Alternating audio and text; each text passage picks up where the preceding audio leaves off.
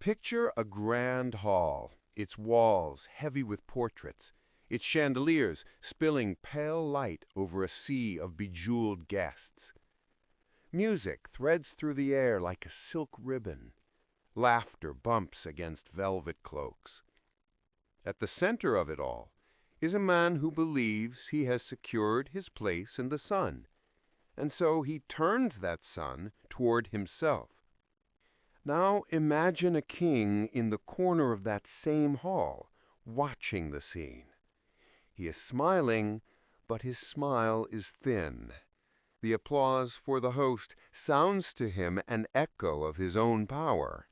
The light that should fall on him is warming someone else.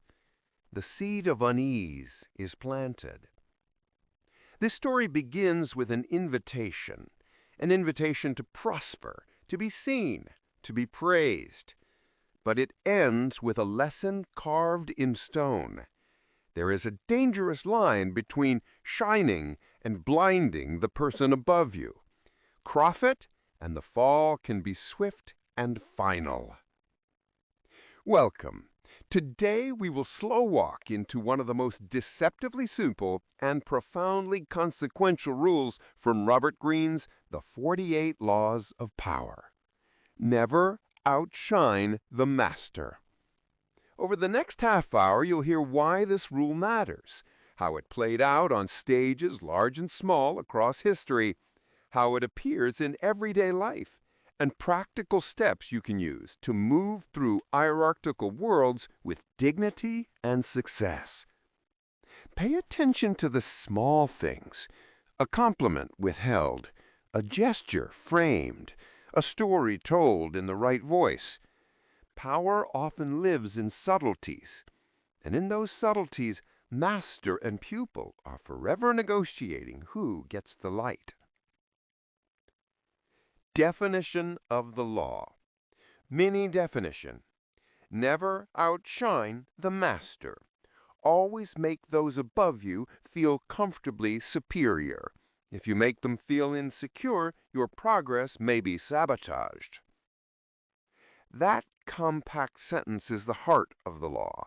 But what does it mean in practice? It means that power is not only about what you achieve, it's also about how your achievements are seen by others, especially those who can help or hurt you. When you perform, succeed, or shine in a way that threatens a superior's ego, you risk their envy, their insecurity, and the slow-burning desire to restore balance, often by taking you down. This is not mere flattery or deception. At its best, it asks you to be politically intelligent, to understand that human hierarchies are emotional ecosystems. A superior who feels secure in their status is likely to shelter your growth. A superior who feels outshone is likely to extinguish it. And this is not about being a doormat. It is not about shrinking.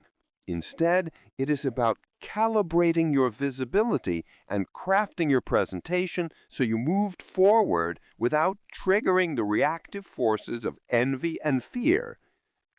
Think of it as learning the etiquette of influence. When you present your talents in a way that honors the people above you, when your brilliance appears to amplify theirs rather than replace it, you build allies, not enemies.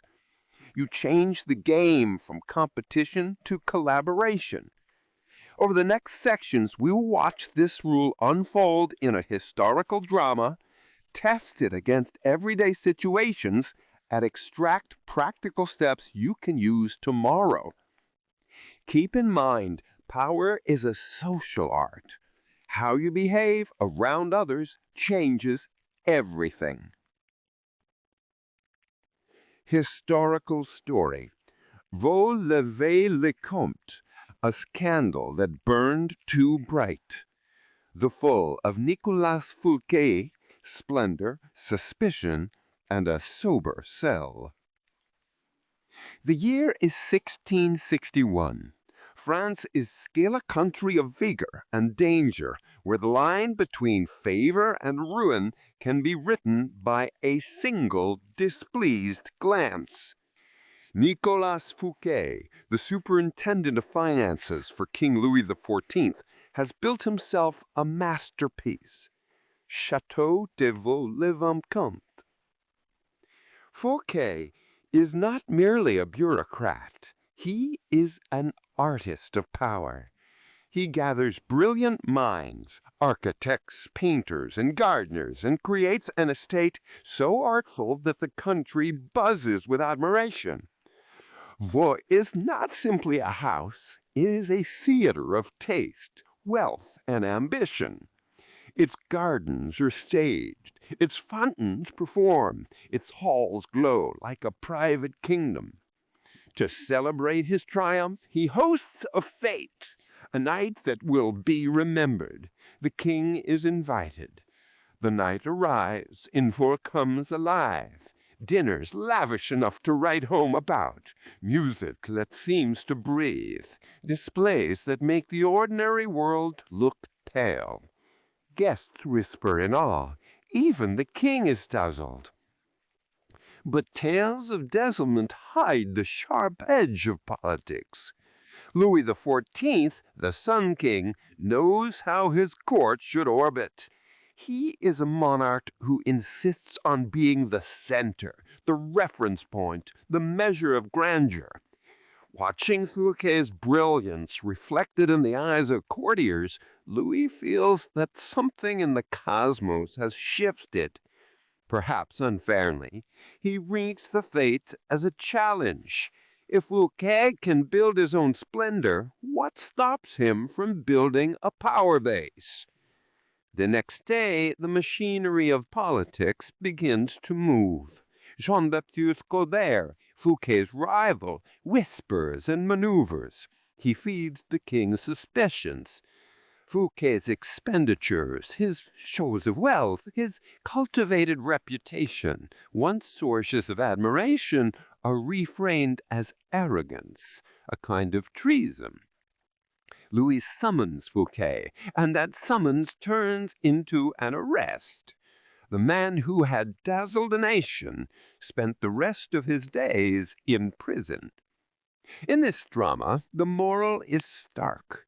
The grand display that should have secured Fouquet's standing instead exposed him to the king's fear.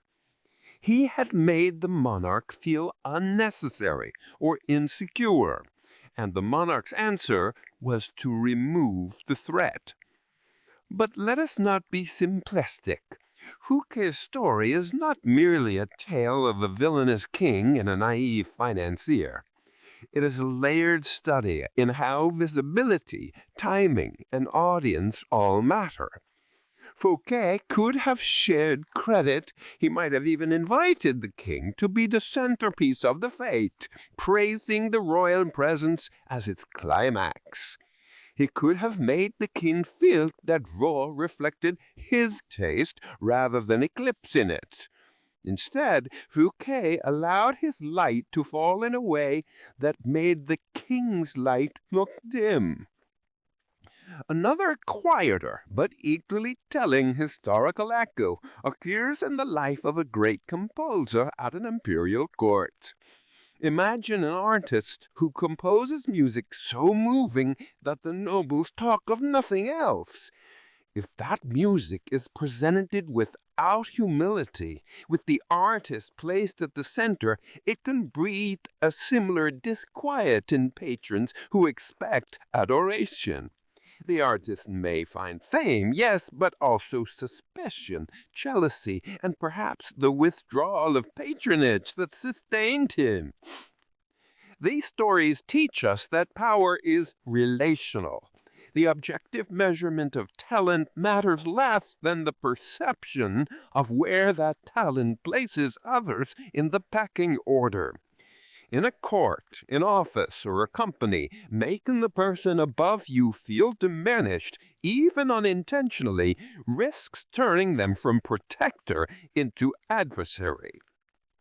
The lesson from THE is not merely hide your accomplishments, it is understand how your accomplishments read in a social context. Ask, who will feel blighter because of me? Who will feel eclipsed? And can you shift the narrative so your success becomes a mirror that reflects others favorably, rather than a torch that obliterates them? Examples from everyday life. The small theater's power blaze out. Scene 1. The office presentation. You step into the boardroom with a slideshow polished to an outshine. Your analysis is brilliant, your recommendations crisp. You race through the data, pausing only to savor the impressed faces. Afterwards, your boss thanks you briefly, and the next week you find your responsibilities curtailed, not expanded.